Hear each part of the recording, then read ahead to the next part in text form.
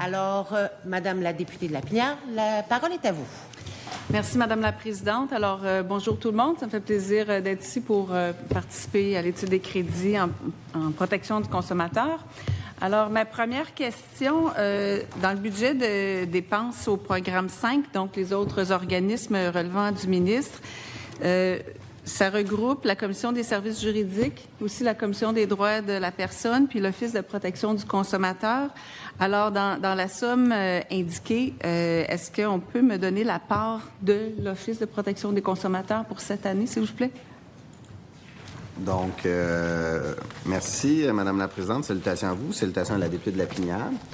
Alors, dans le budget consacré, je tiens à saluer également les membres de l'Office de la protection du consommateur qui sont avec nous, Monsieur le Président, Madame la Vice-présidente, ainsi que le personnel de l'Office qui nous accompagne, qui travaille très fort pour les crédits budgétaires. Donc, le budget de l'Office de la protection du consommateur est de 16,1 millions de dollars, donc 8,2 millions provenant des crédits. Ça, c'est les sommes qui sont octroyées par l'État québécois, donc qui sont dans le cadre du budget du ministre des Finances, qu'on décide que les taxes et impôts servent à financer l'Office de la protection du consommateur. Et l'autre partie du 16,1 millions de dollars qui est consacrée dans le cadre du budget annuel de l'Office de la protection du consommateur, c'est 7,9 millions de dollars qui est en revenus provenant de l'émission de droits et de permis. Donc, on parle de revenus autonomes. Donc, l'Office, par ses activités de surveillance dans certains domaines d'activité, exemple, supposons pour être un concessionnaire automobile, pour opérer un gym, bien là, à ce moment-là, vous devez avoir un permis et donc l'Office tire des revenus de ces revenus autonomes-là qui contribuent au financement du budget de l'Office de la protection du consommateur pour un montant total de 16,1 millions de dollars. Donc, c'est réparti environ à 50-50 entre les deux. Là, c'est un peu plus d'argent du fonds consolidé, puis un petit peu moins de revenus autonomes. Ça, puis l'an dernier, c'était, au lieu d'être 8,1 millions, c'était 8,7 millions pour le budget de dépenses. Puis les revenus étaient prévus cette année, comme vous avez dit, de 7,9 millions pour les émissions de permis et tout ça. L'an passé, c'était 8,3 millions. Alors, on prévoit à la baisse. Qu'est-ce qui explique cette baisse-là, autant pour les crédits que pour les revenus prévus?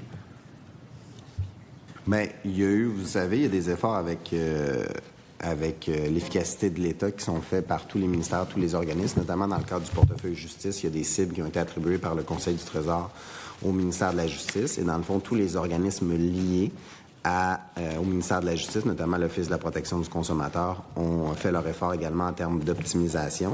Et donc, ça nous amène un écart sur les crédits votés de 542 200 $. Donc, en lien avec les mesures d'économie. Puis, il ne faut pas oublier aussi, il y a un volet important. Pourquoi ça a diminué cette année? C'est parce que le Conseil du Trésor a décidé, puis on va le voir aussi sur les crédits cet après-midi en matière de justice, le portefeuille en termes des loyers. Donc, le budget octroyé aux loyers, maintenant, il va être centralisé à la SQI. Donc, c'est sorti des portefeuilles ministériels. Donc, exemple, pour l'Office de la protection du consommateur, c'est presque 1 million, c'est 960 500 qui était dans le cadre du budget de l'Office auparavant. Puis maintenant, l'enveloppe est centralisée à la Société québécoise des infrastructures, ce qui, par une mécanique comptable, fait en sorte que le budget, supposons, de l'Office diminue quelque peu. Mais dans le fond, c'est pas de l'argent qui n'était pas dans l'opérationnel, mais qui était dans logé. Fait que ça apparaissait dans les crédits de l'Office, mais maintenant, c'est sorti parce que c'est pris en charge par la SQI. Comme ils sont là, mais sont déplacés, finalement. Bien, dans le fond, le loyer continue d'être payé à SQI, mais c'est dans le budget de la SQI maintenant. Puis, tu sais, ça, il faut le dire aussi. Comme exemple, nous, je donne un parallèle avec le ministère de la Justice. On s'entend que les palais de justice, le ministère de la Justice, à part le 1200, sur de l'Église, qui est le siège du ministère de la Justice, toutes les activités du ministère de la Justice sont dans les palais de justice, à part certains procureurs poursuites criminelles et pénales qui sont dans des édifices qui sont loués par l'État. Mais dans un palais de justice, le ministère de la Justice n'est pas propriétaire du palais de justice, c'est la Société québécoise des infrastructures. Puis annuellement, on paye un loyer. On se paye entre l'État, si je peux dire aussi. Fait que dans le fond, le Trésor a décidé d'envoyer les enveloppes financières à la Société québécoise de l'infrastructure. Dans les 540 quelques mille de baisse, est-ce que c'est surtout, parce que vous avez lié ça à l'optimisation, est-ce que c'est surtout des salaires qui ont été enlevés, des postes qui ont été coupés ou pas comblés? En fait, effectivement, il y a un effort en termes de rémunération. On est sur un nombre d'heures rémunérées. Fait que parfois, ça peut être des postes qui sont en vacances, qui supposons qui n'ont pas été comblés, ou parfois des frais de fonctionnement aussi, déplacements, frais de dépenses qui ont été amortis aussi. Donc, c'est au-delà des deux. La majorité des frais de l'Office de la protection du consommateur, c'est de la rémunération. Fait qu'en termes d'équivalent... C'est le détail, là. OK. Puis on est rendu à combien de personnes à l'Office? À l'heure actuelle, on est 124. 124? 124. Donc, actuellement, à l'Office, on a 124 personnes qui travaillent pour l'Office. 124. 124 personnes qui travaillent à l'Office. Donc, ça veut dire que c'est à peu près un 540 000 peut-être d'optimisation qui comprend des postes qui ont peut-être été vacants pour un certain temps. Puis le 965 000 qui est déployé, qui vont à la SQI, fait que c'est pas un gros effort d'optimisation, puisque le plus gros est quand même encore une dépense qui est à la SQI. Bien, il faut comprendre que l'Office de la protection du consommateur, c'est une toute petite organisation qui en fait beaucoup, qui en fait énormément. Quand vous regardez le nombre de réformes qu'on a fait, supposons depuis 5-6 ans, en termes de projet de loi, il n'y a pas énormément de juristes à l'Office. Puis la majorité des gens qui sont à l'Office sont en matière d'enquête, d'inspection. Je pense qu'on parle de 70? Oui, 70. Environ 69 personnes qui sont service clientèle, inspection, répondre aux questions, orienter, surveillance. Fait que vous comprenez que il n'y a pas beaucoup de gras à l'Office de la protection du consommateur. C'est des gens qui sont dédiés et qui sont là pour l'application de la loi, mais aussi pour moderniser la loi sur la protection du consommateur, comme on l'a fait avec garantie de durabilité, garantie de bon fonctionnement, l'obsolescence programmée, les pourboires. Récemment aussi, on est en train de faire les billets de spectacle. Donc, ça nous permet justement d'utiliser toute l'expertise à l'Office, mais effectivement, c'est pas un gros portefeuille. Alors, vous avez parlé des 124 personnes, puis il y a aussi, pour le traitement des plaintes, il y a 31 inspecteurs en conformité qui se consacrent notamment au traitement des plaintes. Vous avez une équipe de 3 personnes pour la gestion opérationnelle, soutien technique, développement des activités de médiation avec Carl Consommation. Et puis 8 membres du personnel de la direction des permis et de l'indemnisation pour les demandes de renseignement. Alors, sur les 124 employés de l'Office, est-ce que c'est seulement les 31 qui sont à la question 6 dans le cahier des crédits qui font du traitement de plaintes? OK. Alors, non, je parlais de 69 employés de l'Office qui s'occupent, dans le fond, de surveillance et inspection. Je peux vous les détailler comme suit, là. Dans le fond, il y a 13 enquêteurs, 8 employés à la direction des permis et de l'indemnisation, donc lorsqu'on contrôle la loi avant, supposons qu'il y ait une infraction. Vous avez 15 juristes dont les tâches ne sont pas dédiées exclusivement à la surveillance, mais qui en font partie aussi en support, conseil, en avis. Pardon, 2 professionnels à la direction des services à la clientèle et de la surveillance administrative et 31 inspecteurs en conformité législative et réglementaire. Donc, la majorité des gens de l'Office travaillent en termes d'activité de surveillance, vérification, inspection. Puis ça comprend, juste pour cette partie-là, c'est 57 % de son financement total en masse salariale pour répondre aux activités de l'Office. Puis, justement, vous y avez fait allusion avec les nouveaux projets de loi qui ont été adoptés, qui donnent quand même plus de travail, j'imagine, au personnel. Est-ce que l'Office est en mesure de s'acquitter de tous ses mandats, y compris les nouveaux mandats, comme le projet de loi 10 qui a été dont l'étude détaillée a pris fin jeudi dernier. Est-ce que l'Office est capable de répondre à la demande du législateur? Oui, bien, la réponse à cette question-là, c'est oui. Prenons des cas d'exemple. Souvent, l'Office, pour plusieurs problématiques, recevait déjà des appels ou devait déjà faire des vérifications. Exemple, les billets de spectacle, c'est un bon exemple. On a fini l'étude détaillée. Il y avait déjà dans la loi, depuis 2010 ou 2011, il me semble, certaines obligations qui étaient dans la loi par rapport aux billets de spectacle. Là, on est venu les renforcer. Alors, il y avait déjà des équipes qui traitaient ça. Fait que là, ils ont l'autre bout de chemin. Ils ont davantage d'outils pour agir aussi. Donc, dans les mesures, le nombre d'appels qui sont reçus, le nombre de plaintes, mais même chose pour, supposons, les prix à l'épicerie, la politique d'exactitude des prix qu'on a bonifié, qu'on a mis en place. Bien, il y a des éléments qui existaient déjà, mais on vient donner des outils supplémentaires. Fait que c'est le prolongement du travail qui est effectué. Si vous me dites, est-ce que si on rajoutait 100 personnes à l'Office, on pourrait agir encore plus? La réponse, c'est oui, mais on est dans un contexte budgétaire.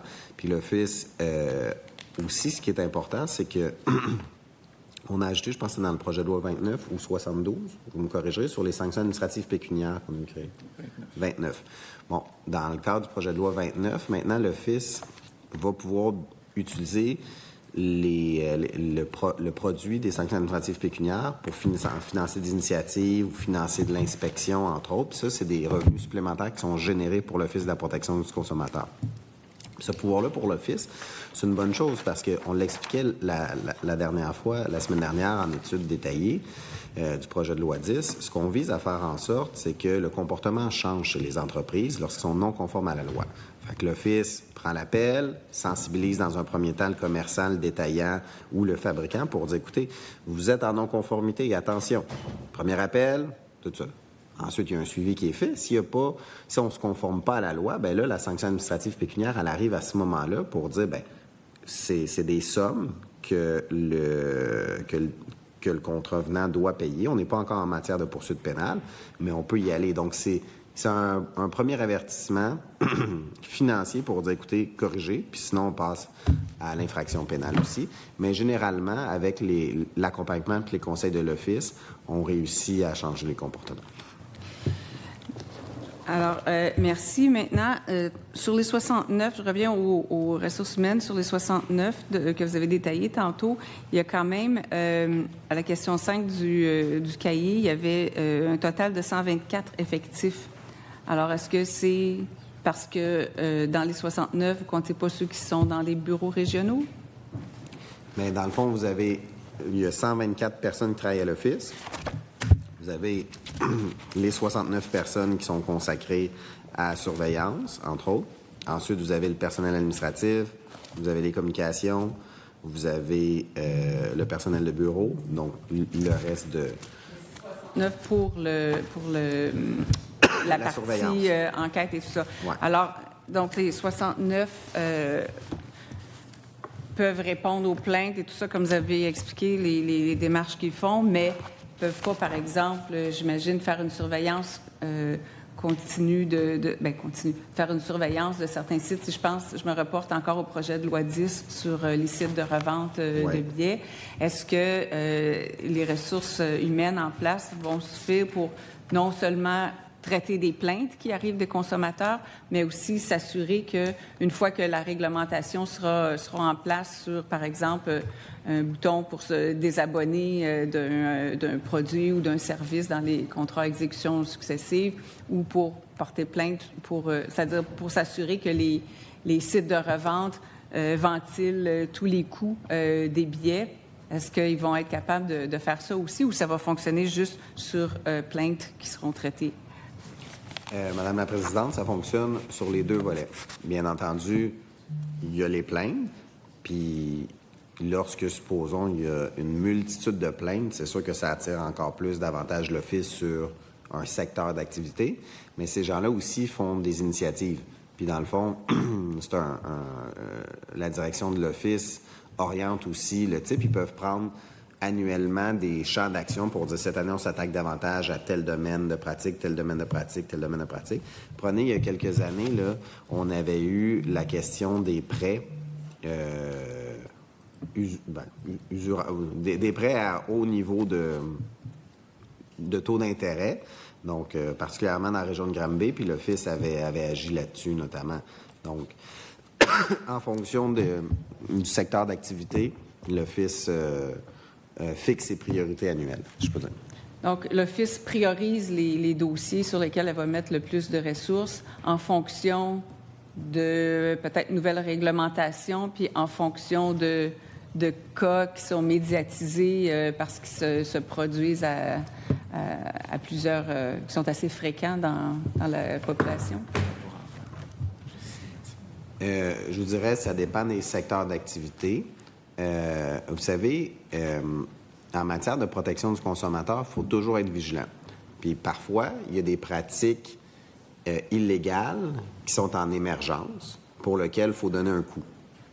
Exemple, les billets de spectacle, on le voit présentement, l'usurpation d'images qu'on va étudier un peu plus tard de personnalités publiques, puis pas plus tard qu'en fin de semaine, on le voyait là, dans des médias, des gens encore qui s'étaient fait prendre leur image pour frauder des gens, puis on leur garantissait, si vous investissez 15 000 puis ça marche pas, on vous rembourse 25 000. C'est effrayant, ça. Il y a du monde qui tombe dans le panneau. C'est pour ça qu'on fait le projet de loi. Il y a d'autres secteurs où est-ce qu'on agit systématiquement. Supposons la publicité pour enfants. L'Office agit systématiquement, puis c'est un secteur qui est prioritaire. Fait que dans le fond, on traite toutes les plaintes, mais annuellement, on met davantage d'énergie en fonction aussi de la multiplicité du nombre de plaintes, entre autres, puis des secteurs qui sont prioritaires. Puis des fois, on donne un coup, comme exemple, sur les prêts usuraires il y a quelques années, puis on avait amené des modifications législatives aussi à ça pour donner des outils à l'Office, parce que parfois, des fois, on se rend compte que l'Office a besoin de davantage de pouvoir pour bien cerner le phénomène, puis on fait face à des gens qui s'adaptent aussi. Fait qu'il faut toujours rester vigilant pour adapter le corpus législatif pour donner des outils à l'Office. Ça prend combien de plaintes pour que l'Office détermine que ça va être une de ses priorités? Oui. On peut intervenir à partir du moment où il n'y a qu'une plainte. Ça dépend des circonstances. Donc, ça dépend des circonstances. Mais c'est sûr que l'Office monitore le tout pour justement éviter les comportements délictuels, d'où l'approche en 3 étapes. Quand il y a une plainte, première étape, on fait de la sensibilisation, on appelle pour corriger le comportement, pour amener la correction du comportement délictuel, après sanction administrative pécuniaire, et par la suite, l'infraction pénale. Puis ça donne des outils, les sanctions administratives pécuniaires, qui est nouveau, qu'on a ajouté, c'est un bâton qui donne un effet. 31 500 plaintes. Madame la Présidente, je pense qu'il me 28 secondes. Est-ce que je peux les prendre sur le bloc suivant, s'il vous plaît? Oui, il n'y a pas de problème. Merci. Alors,